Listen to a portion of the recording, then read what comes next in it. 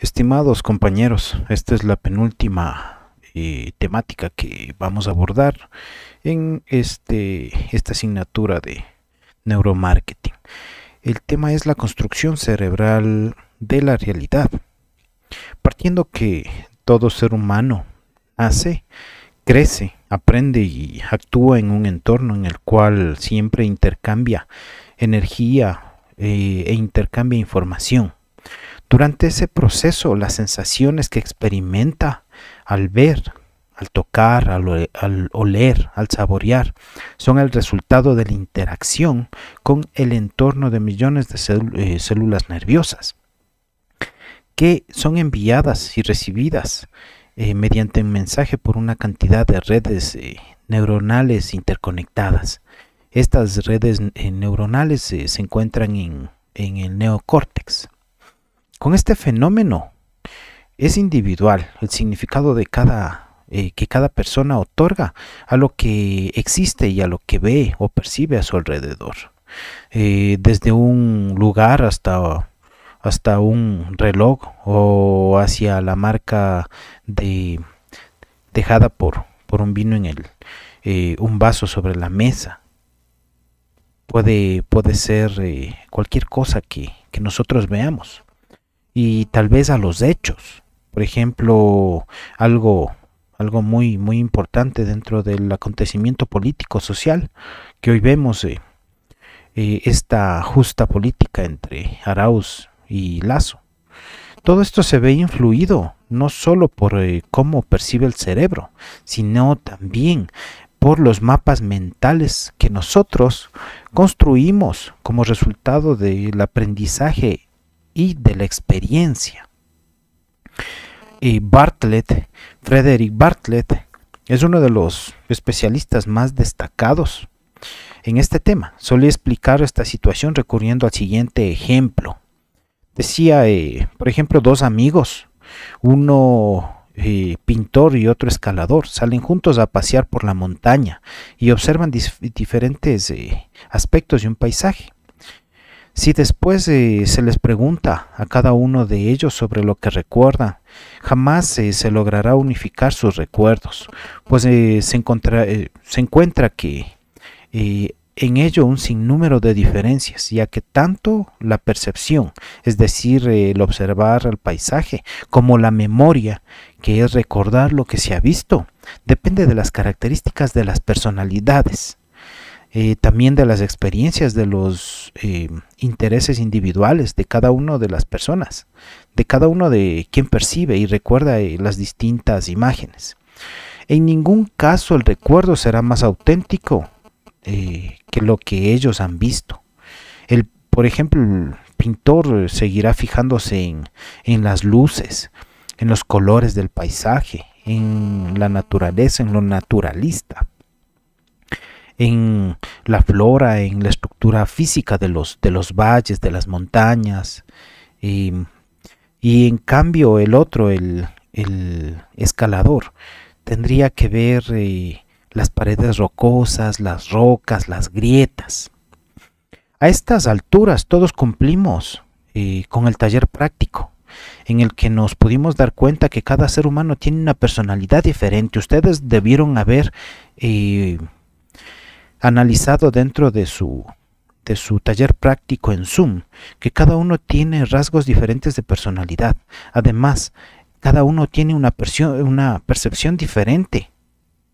Dicho de otro modo, dentro de un escenario como el paisaje que se pudo observar, cada uno tuvo su propia interpretación de la realidad y vio diferentes cosas en detalle, ya que los objetos generales pueden haber sido vistos por todos. Ahora, dentro de la realidad y la percepción en la construcción cerebral, lo real es lo que existe, sea o no percibido por el ser humano, mientras que la realidad es lo que cada individuo percibe o interpreta como real. Aquí tengo un ejemplo gráfico. Bueno, es una animación de lo que un niño puede ver a través de una ventana. Él puede ver mucha hermosura y puede sentirse hermoso él. Un caso jocoso. Eso es lo que ve el niño de adentro para afuera, pero nosotros le vemos al niño y le vamos a ver así. Sí, esa es la realidad, a diferencia de lo que ve el niño y la realidad que nosotros vemos. Ahora, vamos a analizar otro caso, el caso del novio, de ese novio que es cuasi el príncipe azul, que nosotros tenemos esa percepción en la pubertad, pero visto desde una óptica madura, no es tanto el príncipe azul, ¿sí? Le vemos al príncipe azul generalmente cuando nosotros no desarrollamos nuestra madurez mental. Bueno, de hecho la madurez mental se la obtiene a los 25 años, pero se puede hablar de una madurez mental pasado los 18 años. Cuando nosotros pasábamos por la pubertad a los 13 años, veíamos a cualquier persona en la calle y le veíamos como el príncipe azul. De hecho, el contraste de nuestras hormonas, que empezábamos a sentir una atracción fuerte por el sexo contrario, y en concepción con la falta tal vez de amor propio, porque éramos adolescentes, éramos pubertos, y estábamos empezando recién a conocernos, a valorarnos. Nosotros tal vez le veíamos al príncipe azul como el que lo vemos en este momento. Obviamente que ya cuando llegamos a los 18 años le volvemos a ver, y no es ese príncipe azul, tal vez fue un cuasimodo. El siguiente subtema, abordar es la realidad. La realidad es un fenómeno subjetivo. Para comprender este tema, debemos identificar dos fases que la neurobiología distingue de las percepciones. Son dos fases, la transducción y la codificación. Ahora, la transducción se produce en el circuito cerebral a través del cual fluye información que se modifica. Aquí está la transducción, que se modifica su significado. Este proceso incluye mapas encadenados durante un tiempo que son milisegundos, intervalos muy cortos de tiempo. Una célula se convierte en un estímulo, que esta es información procedente del medio ambiente. Es una señal o respuesta específica, ¿sí? Nosotros podemos ver aquí, mediante una estimulación ambiental al receptor, empezamos a ver el fluido de esa señal eléctrica desde la fibra nerviosa de toda la neurona y llega a generar algo que se llaman conexiones neuronales, que generan conocimiento.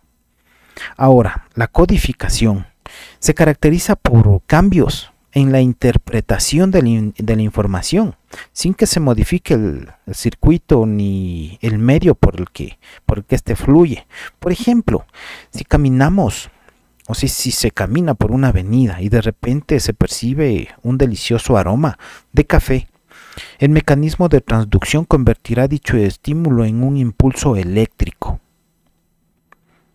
Este impulso eléctrico viajará por determinados neurocircuitos del cerebro. Por su parte, la codificación, en cambio, determinará la respuesta y se puede identificar, por ejemplo, el olor a café. Y ese olor a café nos puede obligar a entrar a disfrutar de una taza de ese delicioso café. ¿Qué fue que generó estímulo en nuestro aparato sensorial olfatorio? ¿Sí? Y de todas las variedades de café. Seguir el camino dentro de la cafetería porque se prefiere la bebida sin cafeína o decidir si se toma un café, ¿sí? La respuesta depende que lo que se tenga anotado dentro del cerebro sobre el consumo del café y profundamente de la acción de los filtros perceptuales. Estos últimos pueden ser biológicos o pueden ser personales. Ahora, el poder de los mapas mentales en la construcción cerebral de la realidad. La percepción de la realidad está condicionada por la construcción de cada sujeto, cada persona condiciona la construcción de una realidad. Tal como dice el Talmud, que es un documento muy importante que es utilizado por los hebreos. Dice el Talmud: no vemos las cosas como son, vemos las cosas como nosotros somos. Si se observa la presente imagen llamado el cubo de Necker, seguramente verás un cubo con una orientación determinada. Ahora vamos a hacer el ejercicio. Nosotros vamos a fijarnos, ustedes ven el mouse, nos vamos a fijar en esta línea, todavía no, ¿sí? Y después de que nosotros nos fijamos por 2 o 3 o 4 o 5 segundos, vamos a ver qué es lo que pasa. Asumiendo de que es la línea que está más afuera, ¿no? Este es el vértice que está más afuera, ¿sí? Es un vértice y es una línea externa. Vamos, miren por favor. 1, 2, 3, 4. En este momento, esta línea se volvió la que está afuera, ¿sí? Seguramente verás un cubo con una orientación determinada. Si sigues observando, como nosotros lo hicimos, pues la orientación puede invertirse, y de hecho fue así. Esta inversión se conoce como reestructuración espontánea y significa que la percepción ha sido reestructurada, es decir, que nuestro cerebro, por la percepción, por la concentración de nuestra vista en esta línea, le envió dentro de nuestro modelo cerebral para dentro del cubo. Así que ya no está fuera, sino está dentro. Esto es una reestructuración.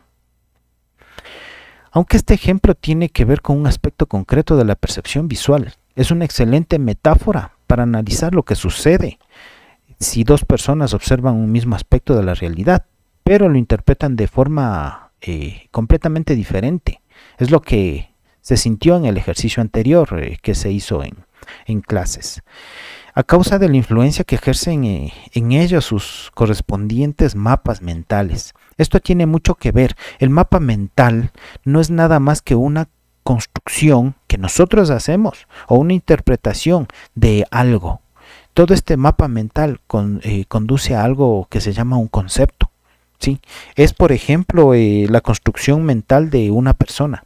Uno todavía no tiene un mapa mental, conoce a una persona y empieza a llenar características. Y ese mapa mental hace que nosotros juzguemos todo lo que esa persona hace a través de nuestro mapa mental.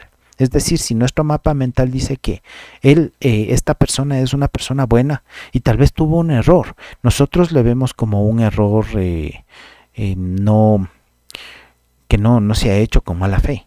Pero al contrario, en cambio, tendríamos un mapa mental acusador. Todo esto actúa como potentes filtros a través de los cuales una persona organiza y da sentido a sus experiencias. Por eso se acepta determinados puntos de vista y se rechaza a otros. Si bien operan de forma permanente, el ser humano no es consciente de este proceso, a no ser que voluntariamente se interese por él y decida explorarlo. En su libro La estructura de las revoluciones científicas, Thomas Kuhn afirma que cuando se acumulan suficientes anomalías, la comunidad científica se ve reforzada a revisar su modelo mental. ¿A qué se refiere? Cuando un colectivo científico tiene un modelo mental para hacer cualquier cosa y junta demasiadas fallas, obligadamente la comunidad científica tiene que reestructurar este modelo mental.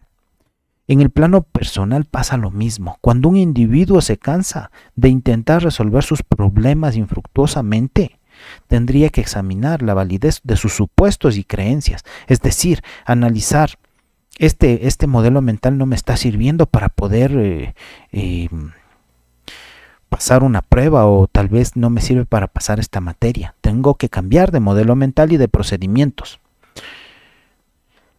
En la historia de la humanidad encontramos numerosos casos de avances gestados por personas que cuestionaron los paradigmas en su época y a pesar de las consecuencias que les ha acarreado. Esto es un ejemplo, por ejemplo, de cuando nosotros tenemos un problema, ¿sí? Y siempre optamos por un procedimiento, pero bueno, Como se darán cuenta, estas imágenes, este personaje optó por romper y quemar su computadora y tal vez así resolvió su problema. Obviamente es algo jocoso. Ahora, acerca del tema que estábamos abordando, que en historia de la humanidad existen algunas personas que han roto paradigmas y han sido castigados. Puede ser, por ejemplo, el caso de Galileo, que fue castigado por confirmar que el centro del universo era el Sol y no la Tierra, lo que se pensaba. Lo que un individuo percibe como realidad es una interpretación sensorial de una parte de lo real. El cerebro solo procesa, de hecho, el 1% de la información. Cuando nosotros vemos esta caricatura, bueno, si recuerdan, ¿no? Creo que le estaban llamando la atención a Homero Simpson, y él solo absorbió parte de la idea. Esto pasa con todos los cerebros. De manera no consciente, cada ser humano interpreta el mundo en función de lo que le interesa, es decir, los deseos, ideología, creencias, sentimientos y mapas mentales, entre otros poderosos fenómenos. Esto actúa como potentes filtros perceptuales, haciendo que los datos encajen con lo que cada uno quiere percibir. Por ejemplo, aquí lo que quiere percibir una mujer es la liberación femenina, y perfecto, o sea, oprimir, pero el hombre va a ver esta imagen, esta asociación de movimientos de diferente modo. Este proceso suele ser no consciente, implica conexiones con significados arraigados en el cerebro, que desde las sombras del pensamiento dirigen la conducta, las opiniones y la toma de decisiones. Ahora, ¿cuáles son los mecanismos cerebrales que generan la percepción? Percibir implica la activación de un conjunto de procesos neurobiológicos que permiten comprender el entorno en el que se vive, otorgar significados a los hechos y objetos y actuar de una determinada manera. A nivel cerebral, la mayor parte del procesamiento sensorial se desarrolla sin que seamos conscientes de ello y se caracteriza por fases o etapas. Ante cada estímulo captado por los sentidos, a excepción del olfato, obviamente, los receptores envían las señales a una primera área. Después se dirigen al tálamo y de allí al área correspondiente de la corteza sensorial. Después de dirigirse al tálamo y de allí a la corteza sensorial, finalmente llegan a la intervención de otra zona del cerebro que genera completamente el significado. Por ejemplo, esto sucede en la valoración emocional de una experiencia sensorial en la que participa algo que llamábamos anteriormente el sistema límbico, ¿recuerdan? Y también una parte denominada la amígdala, que es la que vemos iluminada en rojo. Esta se activa con la ínsula. Con relación al tálamo, una de las estructuras más importantes de la percepción sensorial, las últimas investigaciones han provocado cierta sorpresa. Durante mucho tiempo se consideró una especie de estación de relevo de la información a esta. Posteriormente se descubrió que tiene un rol activo en varios procesos. Por ejemplo, está implicado en el sistema visual e interviene en lo somatosensitivo. ¿A qué se refiere esto? Por ejemplo, la percepción de la temperatura, del dolor, del reconocimiento de los objetos. Importante esto de la ínsula, situada en las profundidades del cerebro. Esta es ocupada para analizar igual la percepción del calor, etcétera, etcétera. Ahora, todos para uno y uno para todos, es decir, la reestructuración y la interconexión de todos los elementos que hemos visto hasta el momento. Los sentidos interactúan entre sí, potenciando, alterando o inhibiendo a otros durante cada experiencia. Veamos algunos ejemplos. Una investigación desarrollada en la Universidad de Zúrich desarrolló demostró, perdón, que la visualización de cualquier imagen acompañada por música clásica generaba una respuesta emotiva que las presentaciones de la imagen sin música. Es decir, hicieron un análisis de las partes del cerebro que se iluminaban cuando se presentaba un estímulo visual acompañado de música y no acompañado de música, y existió una gran diferencia. La antropología sensorial detectó varios casos en los que el aroma determina la percepción del sabor, es decir, hay una interconexión. Por eso hay platos exquisitos para la cultura que provocan rechazo en otras, por ejemplo el escargot o los caracoles, la lengua de ternera o las larvas que son sabrosas en ciertas culturas. Por ejemplo, los franceses aman los escargots, los caracoles. Lo mismo ocurre con otro tipo de información sensorial.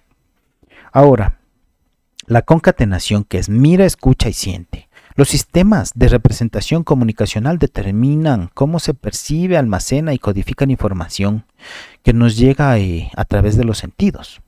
En la cultura occidental, es decir, en América, se agrupan en 3 categorías fundamentales. Los de preferencia visual, auditiva y los kinestésicos. Cada persona tiene un sistema que predomina sobre los demás, tanto a nivel sensorial como en la representación interna, por lo cual capta y registra la mayor parte de la información que percibe. La persona preferentemente visual se expresa y pensará y comunicará en términos de imágenes y forma, todo lo que puede ver o imaginarse. Ahora, el otro, por medio de ruidos, música, todo aquello que pueda oír. Ahora, las personas preferentemente kinestésicas se expresan o pensarán o comunicarán en términos de sensaciones, es decir, de lo que ellos tocan, de lo que ellos manejan, de lo sensorial, del tacto, todo aquello que se pueda oler, tocar, saborear. En definitivo es sentir o sentir mentalmente, eso es lo kinestésico. El término preferente no está destacado por casualidad, ya que el uso de este sistema no excluye a la participación de otros, es decir, que uno puede ser al mismo kinestésico y visual, etcétera, etcétera.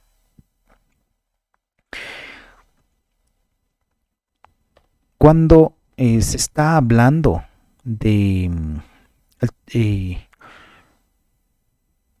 por ejemplo, si un estudiante retiene mejor con la explicación verbal, es preferentemente auditivo, obviamente.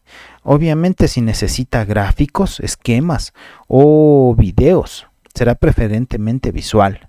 Si no puede estudiar sin un libro en la mano, es decir, tocando algo o tocando un papel impreso, seguramente es kinestésico. Reconocer estas preferencias es muy importante en el plano individual, puesto que sirve para procesar y retener información con mayor facilidad en la interpretación de los demás para conseguir que nos escuchen. Ahora, ¿cuál es esa conexión especial entre los 3 criterios anteriores? En búsqueda de la conexión perdida.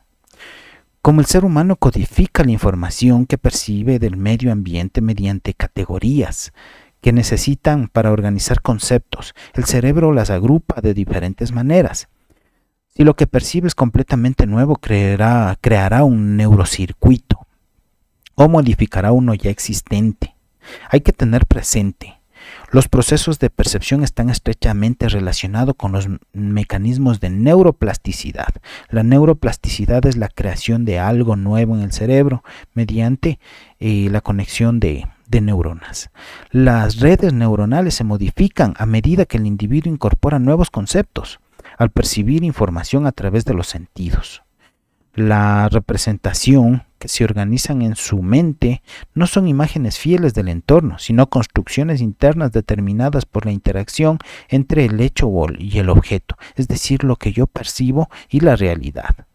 La percepción y la interpretación individual, mediante las cuales las personas crean su propia visión del mundo. Lo que queremos ver, oler, sentir, tocar o degustar no siempre es real. Los sentidos son simples sensores anatómicos. Son vías sensibles a determinar ciertos valores, costumbres, creencias.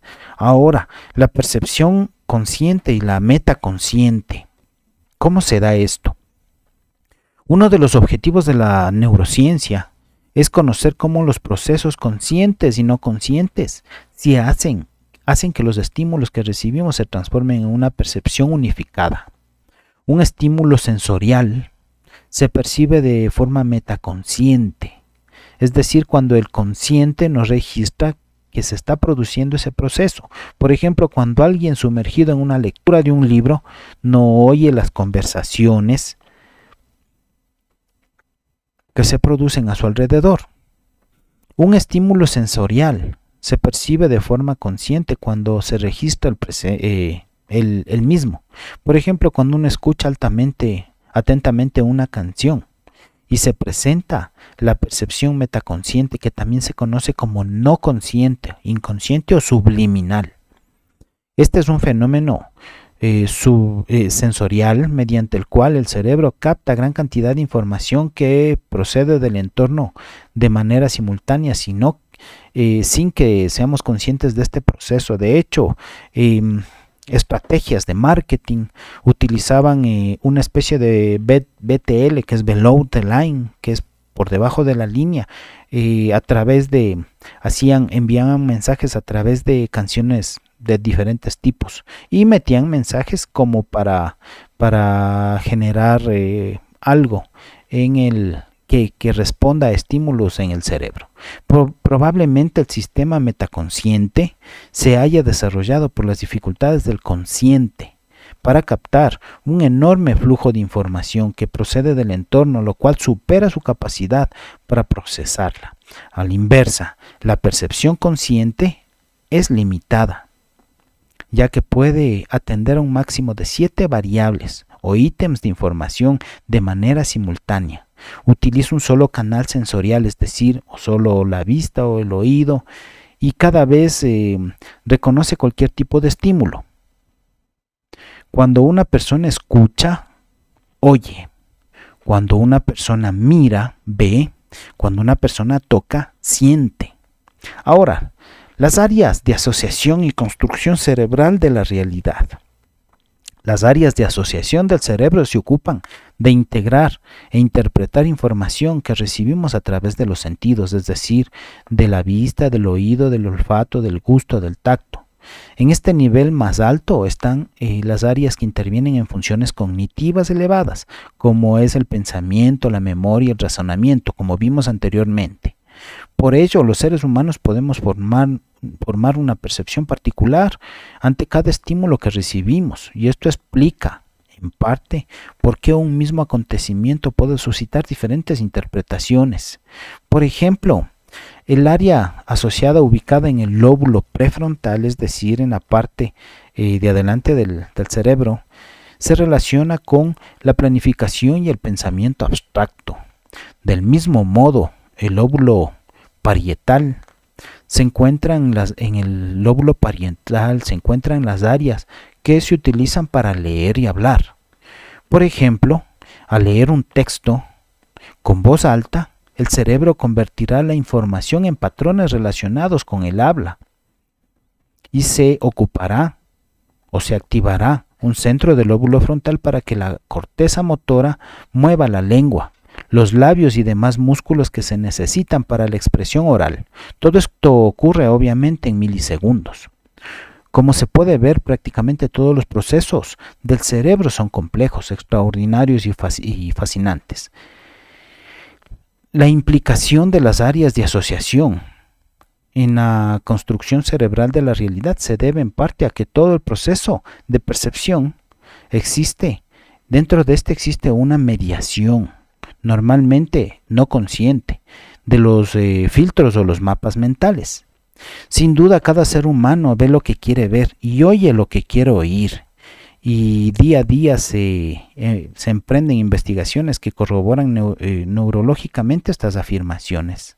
Ya no hay dudas de que interpretamos el mundo en función de lo que nos interesa o de aquello que creemos. ¿sí? Esto es un ejemplo de una creencia que creo que la mayoría de la humanidad tiene, la creencia en Dios. La parte negativa sería que estas construcciones se enraizarían con el tiempo hasta convertirse en canales de percepción predominantes que definirían los pensamientos y acciones, a no ser que se hagan conscientes y se trabajen para evitar que se distorsione la visión de la realidad. En síntesis, uno debe estar abierto a la modificación de conceptos o a crear nuevos mapas mentales, porque la ciencia avanza y existen y surgen nuevas verdades científicas. Y también dentro de nuestra vida surgen nuevas verdades afectivas, nuevas realidades de nosotros como seres humanos y como fundadores o cofundadores de un hogar. Eso es todo en cuanto a la construcción cerebral de la realidad.